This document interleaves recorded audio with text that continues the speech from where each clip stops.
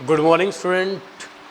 First of all, you all are congratulate क्योंकि आप लोग 10th से +1 में प्रमोट हो गए हो, तो आपको इसके लिए कॉन्ग्रेचुलेशन।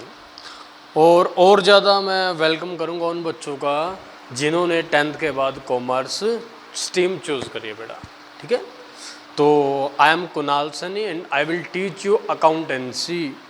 बहुत ही इंटरेस्टिंग टॉपिक है, बुक है और रियल लाइफ से रिलेटेड चीज़ें आने वाली हैं आपके अकाउंट्स के अंदर बेटा। तो हम इसे एक साथ मिलके इंटरेस्टिंग बनाएंगे भी सही।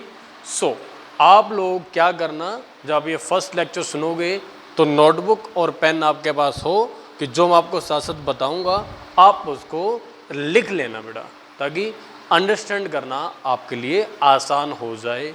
और जहाँ समझ में ना आए आप थोड़ा सा वीडियो को रिवर्स करके भी देख सकते हो बेटा। ठीक है, चलो करें start. Shall we start now? Okay बेटा, देखिए हम क्या पढ़ने जा रहे हैं, अकाउंटेंसी बेटा। काफ़ी सारी राइटर्स की बुक आती हैं इसकी, आप कोई भी बुक परचेज कर सकते हो। अकाउंटेंसी, अकाउंटेंसी मीन्स बेटा कि लिखना, किस चीज़ को लिखना, अकाउंटिंग ट्रीटमेंट को राइट डाउन करना। और अकाउंटिंग ट्रीटमेंट क्या होते हैं, तो पहले ये बातें करने से पहले कुछ और हम डिस्कशन कर लेते हैं। देखिए बेटा, अकाउंटेंसी के अंदर हम सीखेंगे how to maintain accounts. Accounts आपने कैसे मेंटेन करने हैं, ये चीज़ सीखेंगे बेटा। अकाउंट्स कौन मेंटेन करता है? बिजनेस। अकाउंट का और बिजनेस का बड़ा ही डीप रिलेशन होता है बेटा।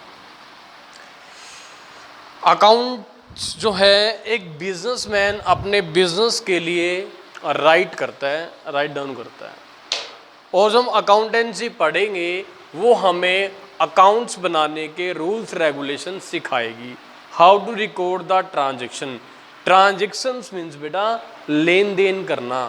जैसे एक दुकानदार कितने सारे ट्रांजेक्शन्स करता है, वो अपने लिए एसेट्स परचेज करता है, फर्नीचर है, बिल्डिंग है, अपने लिए जो दुकान में सामान बेचना है, गुड्स लेके आता है, उसको रिकॉर्ड करता है ना। तो कितने सारे ट्रांजेक्शन्स होते हैं, सेल भी करेगा, एक्सपेंस भी करता है, जैसे कि रेंट देना दुकान का, लाइट का बिल है, जो इलेक्ट्रिसिटी बिल है वो पे करना, लेबर को चार्ज देना, है ना। बहुत सारे ऐसे खर्चे हमने करने पड़ते हैं बेटा, एक बिजनेस मैन को करने पड़ते हैं बेटा। ठीक है, तो बिजनेस और अकाउंट्स का एक जो है ना गहरा रिलेशन है बेटा। जहाँ जहाँ बिजनेस होगा वहाँ वहाँ अकाउंट्स आपको ज़रूर मिलेंगे। वो अपने अकाउंट्स मेंटेन ज़रूर करते हैं, मे बी वो एज पर रूल करें या रफली मेंटेन करें, तो वो सभी अकाउंट मेंटेन करेंगे बेटा। ठीक है ना। लेकिन हम यहाँ अकाउंट्स मेंटेन करना सीखेंगे according to rules and regulation. तो वो हमारे बाद के टॉपिक्स हैं बेटा। तो पहले मैं आज आपको प्रोसीजर समझाऊंगा कि बिजनेसमैन कैसे ट्रांजैक्शंस को रिकॉर्ड करता है बेटा। देखिए, तो उसके लिए हम पहला स्टेप बनाते हैं बेटा, अकाउंट्स का पहला स्टेप बनाएंगे। वो पहला स्टेप क्या है, देखिए, बिजनेसमैन ट्रांजैक्शन रिकॉर्ड करने से पहले ये देखता है कि देखो, कोई भी अगर ट्रांजैक्शन हुई, ट्रांजैक्शन यानी कि बिजनेसमैन के द्वारा की गई कोई भी एक्टिविटी वो ट्रांजैक्शन होगी। जैसे गुड्स को परचेज करना, रेंट को, एक्सपेंसेस को पे करना, गुड्स का सेल करना, है ना।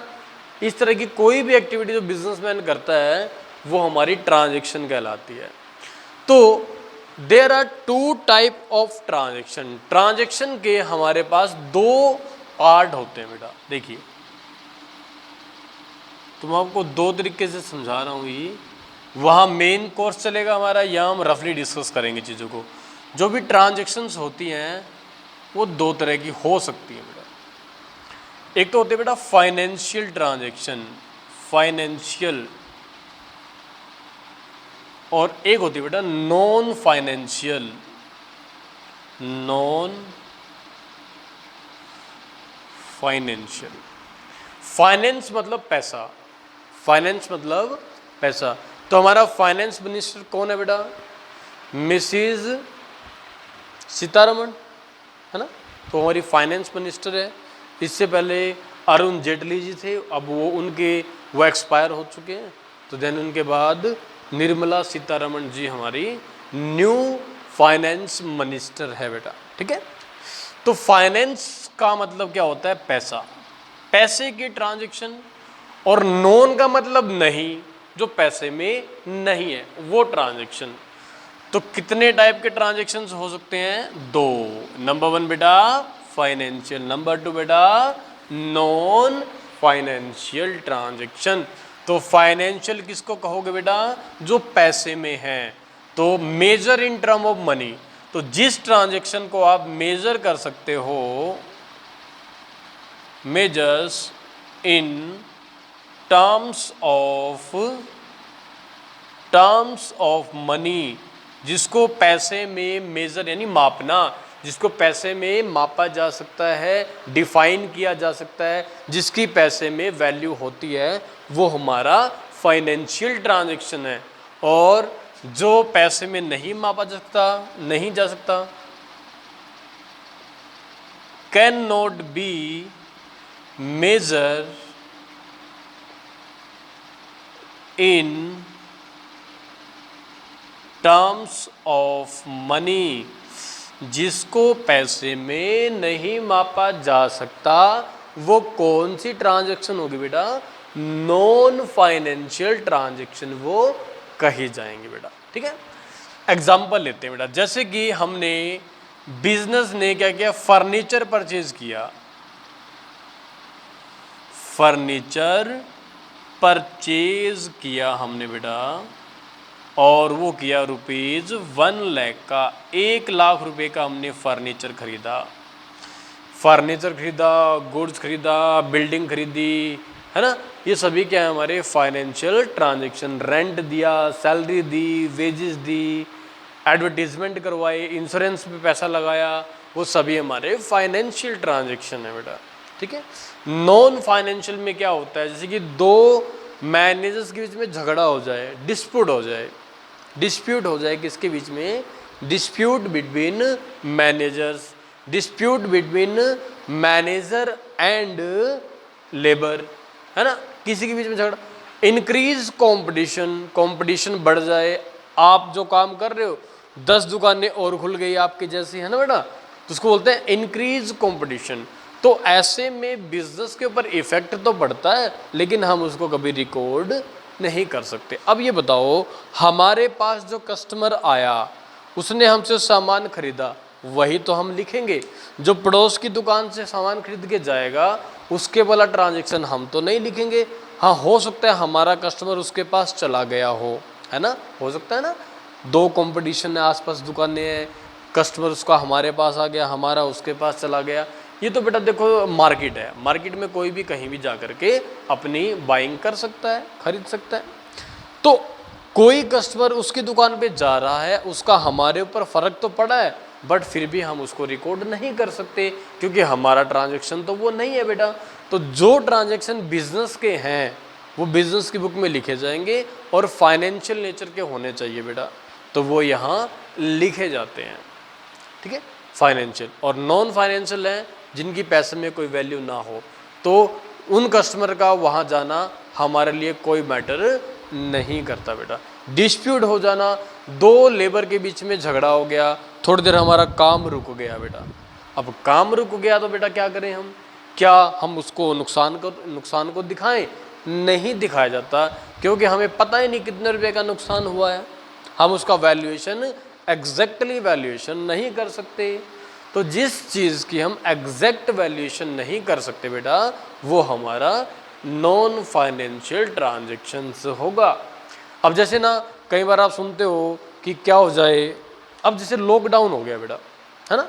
अब लॉकडाउन में क्या है, लॉकडाउन के अंदर सभी फैक्ट्रीज कंपनीज बंद पड़ी हैं। लाखों करोड़ रुपए का डेली का नुकसान हो रहा है, बट ये नुकसान वो अपनी बुक्स में रिकॉर्ड नहीं कर सकते, क्योंकि ना उन्होंने कुछ खरीदा ना उन्होंने कुछ बेचा, तो ये नुकसान वो रिकॉर्ड नहीं कर सकते। डेली की करोड़ों रुपए की सेल होती उनकी, बट नहीं हो रही अब, क्योंकि सब कुछ बंद है, सब मार्केट बंद है। तो इस वजह से बेटा जिन लोगों के काम धंधे बंद पड़े हैं ना, नुकसान तो हो रहा है, बट कितने रुपए का नुकसान हो रहा है किसी को नहीं पता, है ना। तो इसको बोलते हैं बेटा नॉन फाइनेंशियल ट्रांजैक्शन। तो बिल्कुल लाइव एग्जांपल है आपके लिए lockdown.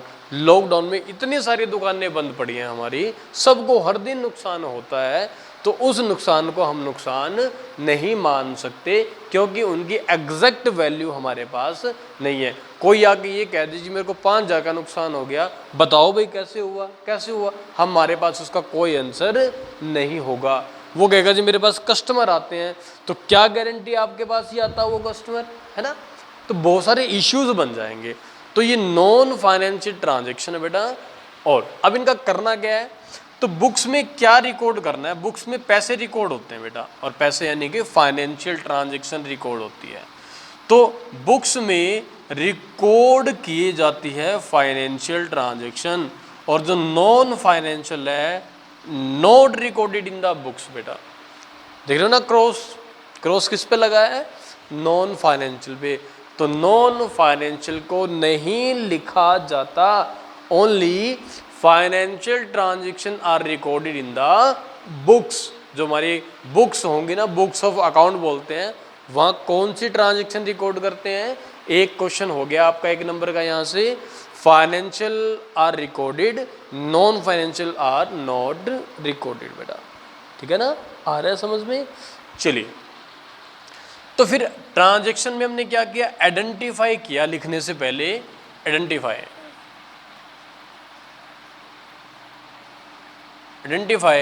Financial transaction,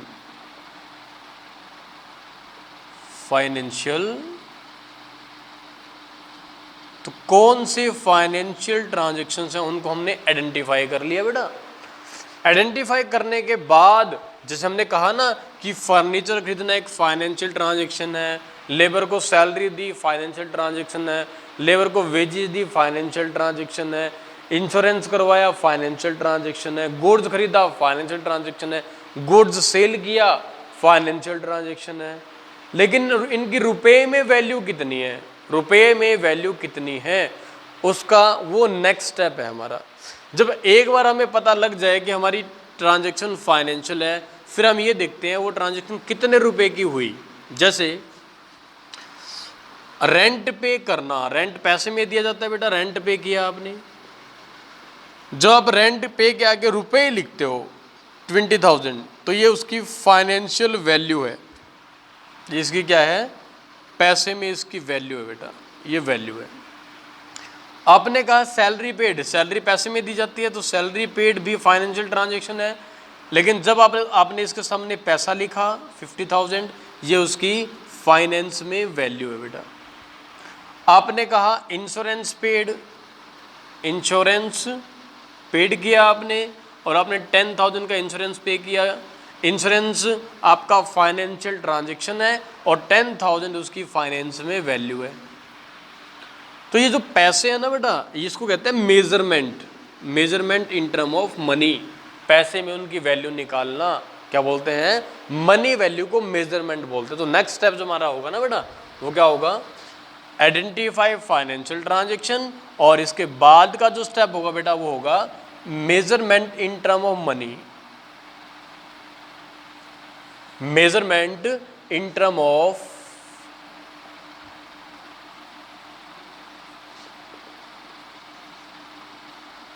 in terms of money में क्या करते हैं हम, इनकी वैल्यू को फाइंड आउट करते हैं बेटा, इनकी वैल्यू को फाइंड आउट करते हैं बेटा, measurement in term of money. Okay बेटा, चलिए मनी में वैल्यू निकालने के बाद का स्टेप, 2-3 स्टेप और आएंगे, हम बाद में डिस्कस करेंगे। तो मैं एक बार आपको डायरेक्टली लेके चलता हूँ, 2 स्टेप और बीच में आएंगे, उसकी मैं जगह छोड़ देता हूँ, वो बाद में आगे लेक्चरों में डिस्कस करेंगे बेटा। तो मेजरमेंट के बाद का हमारा जो स्टेप होगा ना बेटा, रिकॉर्डिंग का होगा। रिकॉर्डिंग करेंगे हम ट्रांजैक्शंस को, रिकॉर्डिंग। और रिकॉर्डिंग कहाँ करोगे बेटा? रिकॉर्डिंग करने के लिए आपके पास दो कॉन्सेप्ट्स काम करेंगे। अगर आपका बिजनेस स्मॉल साइज का है, छोटे आकार का बिजनेस है, यानी नंबर ऑफ ट्रांजैक्शन कम है, लेन देन कम हो रहे हैं बेटा, ट्रांजैक्शन छोटी सी ट्रांजैक्शन है, बस थोड़ी बहुत ट्रांजैक्शन होती है हमारी, तो स्मॉल साइज का जो बिजनेस होता है वहाँ एक बुक से काम चल जाता है जिसका नाम है बेटा जर्नल। क्या नाम है? जर्नल। और अगर आपका बिजनेस बड़ा हो, लार्ज इन साइज हो, large in size, large size का बिजनेस हो, तो फिर वहाँ जर्नल से काम नहीं चलता, फिर आपको और भी बुक्स लगानी पड़ेगी जिसको बोलते हैं बेटा सब्सिडरी बुक्स। क्या बोलते हैं? सब्सिडरी बुक्स बोलते हैं बेटा। जर्नल और सब्सिडरी बुक्स। तो बेटा देखिए, पहला क्वेश्चन, बिजनेस में कौन सी ट्रांजैक्शन रिकॉर्ड की जाती है? फाइनेंशियल। कितने टाइप की ट्रांजैक्शन होती है? दो टाइप की। कौन कौन सी? फाइनेंशियल और नॉन फाइनेंशियल। मीनिंग फाइनेंशियल का बेटा, which can measure in term of money known as financial, और which can't be measure in term of money, जिसको पैसे में नहीं मापा जा सकता, वो क्या कहलाएगी बेटा? वो कहलाएगी नॉन फाइनेंशियल। किसको रिकॉर्ड करते हैं? फाइनेंशियल को। क्रॉस पीस किस पे लगा हुआ है? नॉन फाइनेंशियल को रिकॉर्ड नहीं करते। अगर बिजनेस का साइज छोटा हो, ट्रांजैक्शंस कम हो तो जर्नल, और बिजनेस का अगर साइज बड़ा हो तो सब्सिडरी बुक्स बेटा। तो जर्नल क्या है? जर्नल हमारी बुक है जिस पे हम ट्रांजैक्शन रिकॉर्ड करते हैं। तो एक लाइन जर्नल के लिए नोट कीजिएगा बेटा, जर्नल के लिए एक लाइन रिकॉर्ड कीजिएगा, जर्नल।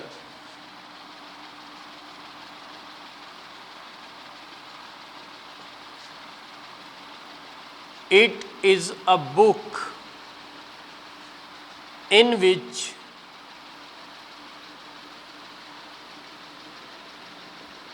daily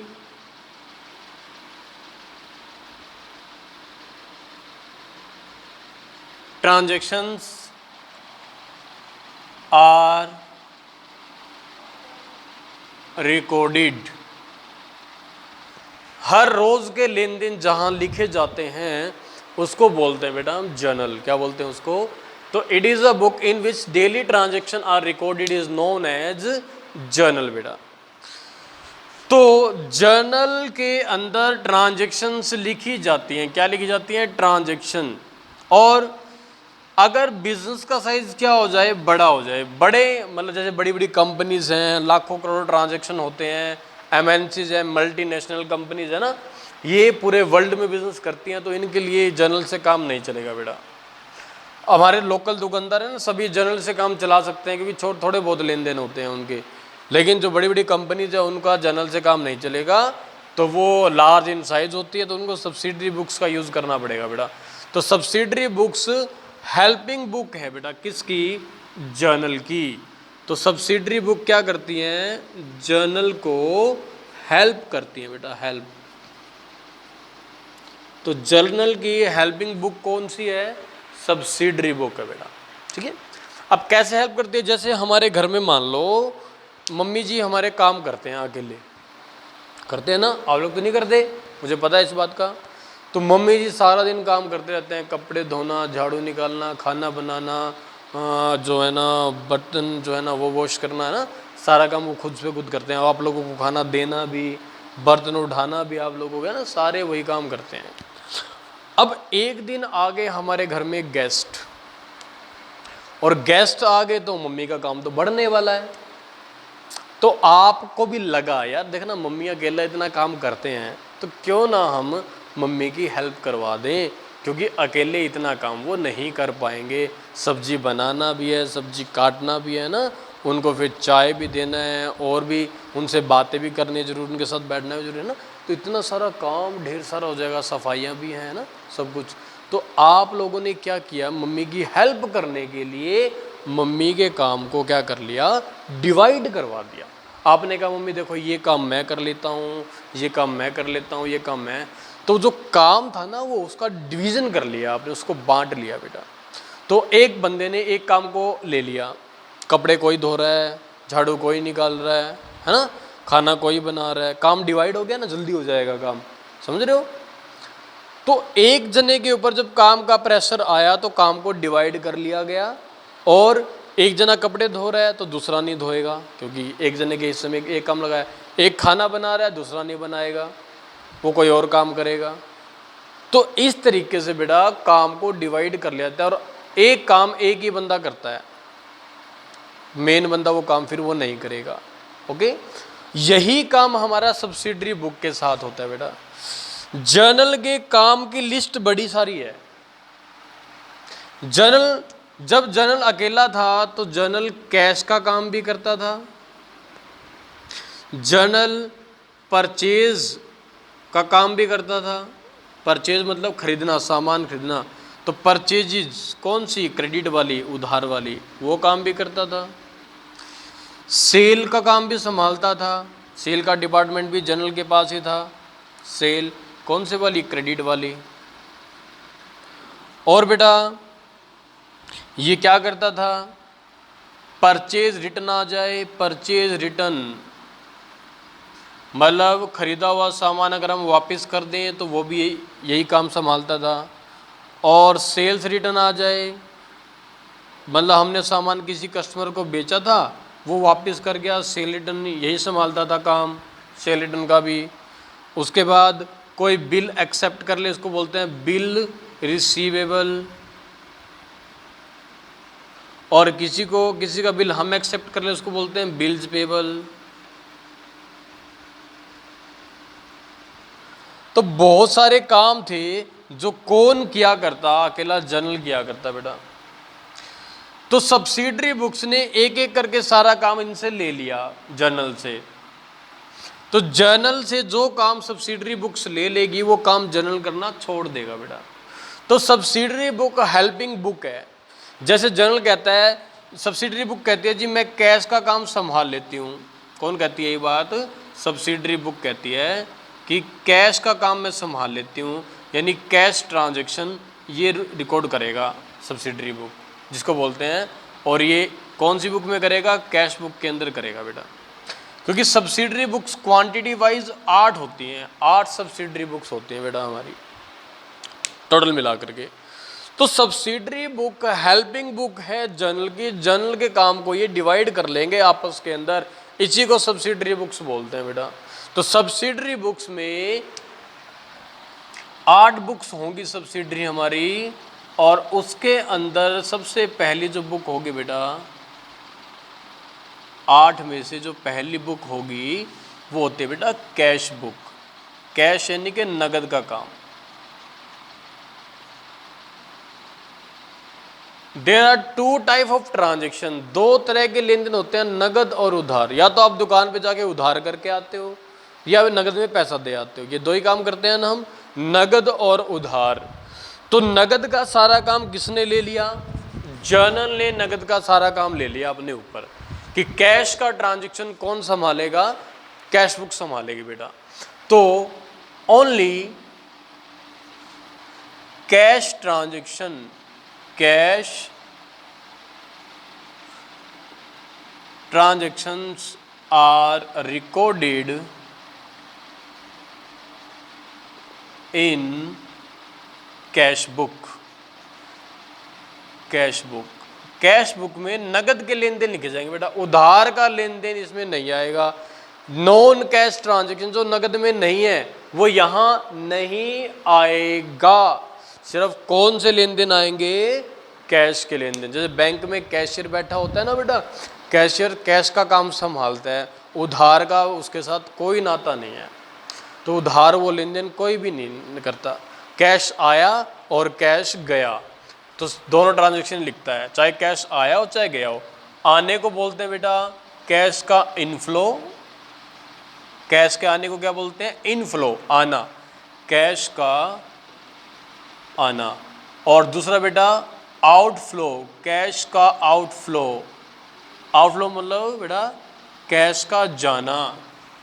तो कैश का इनफ्लो हुआ हो चाहे कैश का आउटफ्लो हुआ हो, recorded in the cash book बेटा। क्लियर? उसके बाद बात आती है परचेज बुक। तो सब्सिडरी बुक्स में दूसरी बुक कौन सी है? परचेज बुक है बेटा। परचेज बुक, परचेज यानी कि खरीदना बेटा। तो खरीदना, आम भाषा में कोई भी चीज खरीद लें उसको परचेज बोल देते हैं, बाय करना है ना। लेकिन ये टेक्निकल वर्ड है बेटा। तो मैं इसके ब्रैकेट में एक चीज लिख रहा हूं जो हम आगे डिस्कस करेंगे कि परचेज बुक में किसको खरीदना परचेज कहलाएगा? गुड्स को बेटा। ये गुड्स क्या होता है आगे बताऊंगा। अब तुम्हारे माइंड में जगह बन जानी चाहिए गुड्स के लिए। तो परचेज बुक में क्या चीज रिकॉर्ड करनी है? गुड्स के ट्रांजैक्शन रिकॉर्ड करने हैं बेटा। और परचेज आप दो प्रकार से करते हो, नगद और उधार। दो प्रकार से, नगद और उधार। आप दुकान पर गए और दुकान पर जाकर के आपने कहा अंकल जी मुझे ना 100 रुपये का ये सामान दे दो, और आपने अपनी जेब से 100 रुपये निकाल ले और अंकल जी को दे दिए बेटा। ठीक है? तो ये कैसी परचेज है? आपकी नगद परचेज है। और लिखा था ना बेटा कैश ट्रांजैक्शन कहाँ लिखे जाएंगे? कैश बुक के अंदर। तो जब जब आप पैसा दे के सामान लोगे वो तो बेटा परचेज बुक में, कैश बुक में चला जाएगा। लेकिन अगर आप अंकल को ये कहो अंकल जी पापा के खाते में लिख लेना पैसा, किसके खाते में? पापा के खाते में, है ना। उधार पे सामान खा रहे हो पापा के नाम से। तो जब कहोगे ना पापा के खाते में लिख लेना, तो वो चीज हो जाएगी बेटा क्रेडिट परचेज। और क्रेडिट परचेज हमेशा लिखी जाएगी परचेज बुक के अंदर। तो मैं लिख देता हूं बेटा, इसका मीनिंग बनेगा, इसमें रिकॉर्डिंग करेंगे हम। Only credit purchase of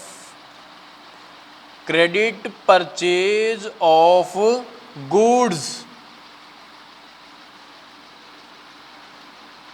recorded in purchase book.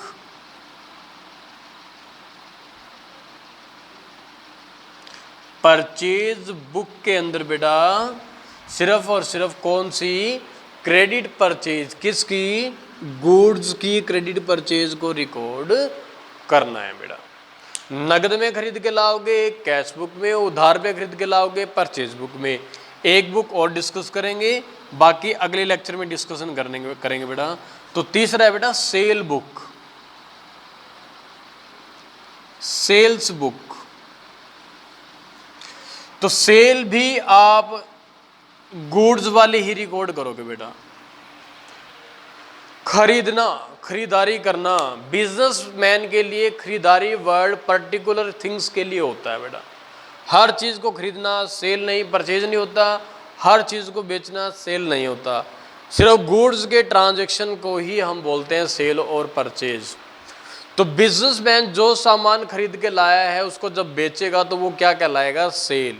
अब सेल भी दो प्रकार की है। आप एक बिजनेसमैन हो और मैं आपके पास कस्टमर बन के आ गया, मैंने आपसे 500 रुपये का सामान खरीद लिया और मैंने आपको 500 रुपये दे दिए बेटा। बताओ आपके पास पैसा आया 500 रुपये, तो आप क्या कहोगे पापा को फ़ोन करके? पापा जी मैंने 500 रुपये का नगद में सामान बेच दिया, कहोगे ना। तो ये आपकी बेटा कैश परचेज है। इसको तो आप कहाँ लिखोगे? कैश सेल है, सॉरी, इसको तो आप कहाँ लिखोगे? कैश बुक के अंदर। और अगर मैं आपको कहूँ 500 रुपये का सामान मैंने ले लिया आपसे और मैंने कहा मेरे खाते में लिख देना, फिर मैंने आपको कहा मेरे खाते में लिख दो, ये पैसा नहीं है मेरे पास देने के लिए, अभी 1 महीने बाद दे के जाऊँगा मैं पैसा आपको।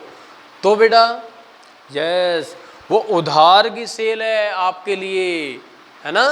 तो फिर आप बेटा उसको लिखोगे, उधार वाली सेल ही लिखी जाती है सेल बुक के अंदर।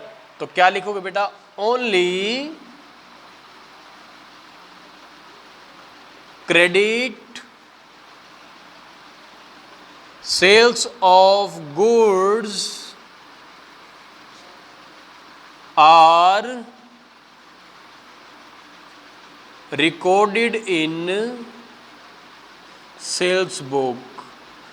उधार वाली यहां पर नहीं लिखी जाएगी, गुड्स को उधार वाली यहां पर लिखी जाएगी, नगद वाली यहां पर नहीं लिखी जाएगी बेटा। तो only credit sale of goods are recorded in the sale book. ठीक है बेटा, दो बुक्स और डिस्कस कर लेते हैं। नंबर 4 बुक है बेटा purchase return book. Purchase return book. As a shopkeeper, as a दुकानदार, जब आप सामान खरीद के लाओगे बेचने के लिए सामान तो खरीदना पड़ेगा, है ना। सारी दुकानें भरी रहती हैं, आजकल दुकानें कम हो रही है क्योंकि लॉकडाउन में ना सामान आ नहीं रहा, तो सामान भी कम खरीदते हैं और कम बेच पाते हैं बेटा, समझ रहे हो। सो कभी कभी क्या होता है कि जो आप ऑर्डर करते हो, सामान मंगवाते हो, खरीदते हो, परचेज करते हो, वो सामान आपको पसंद नहीं आता। जैसा आपने मंगवाया था उसने वैसा सामान नहीं दिया। आपने कोई और कंपनी का सामान मंगवाया था, उसने किसी और कंपनी का सामान आपको दे दिया। बताओ, आपको गुस्सा आएगा ना? आप सामान वापस करोगे ना उसको? करोगे नहीं करोगे? करोगे, है ना। तो जब हम परचेज गुड्स को वापस करते हैं, खरीदा हुआ सामान वापस करते हैं, रीजन है क्यों कर रहे हो? उसने अच्छा सामान आपको नहीं दिया, तो फिर बेटा आप ऐसे सामान को वापस कर दोगे, या टूटा हुआ सामान दे दिया तब भी वापस कर दोगे, जिसको बोलते हैं डिफेक्टिव गुड्स दे दिया तो आप उसको रिटर्न कर दोगे बेटा। सॉरी। तो ऐसे परचेज गुड्स को जो वापस करते हैं कहलाता है परचेज रिटर्न, और उसको लिखते हैं परचेज रिटर्न बुक के अंदर। तो purchased goods, purchased goods return to supplier is recorded in purchase book। Supplier कौन होता है बेटा? जो हमें सामान सप्लाई करता है। उसने हमें अच्छा सामान सप्लाई नहीं किया तो हमने कहा ये लो भैया अपना सामान ले जाओ उठा के, वापस कर दिया हमने उसको। परचेज बुक में लिखोगे। नंबर 5 बुक रहेगी हमारी बेटा, वो है सेल्स रिटर्न बुक। तो शायद सेल रिटर्न बुक तो आप समझ गए होगे क्या होगी। अब हमने सामान किसी को बेचा था, उसको पसंद नहीं आया, वो हमें वापस कर गया, है ना। हमने सामान बेच दिया, आपने किसी को मोबाइल बेच दिया, उसको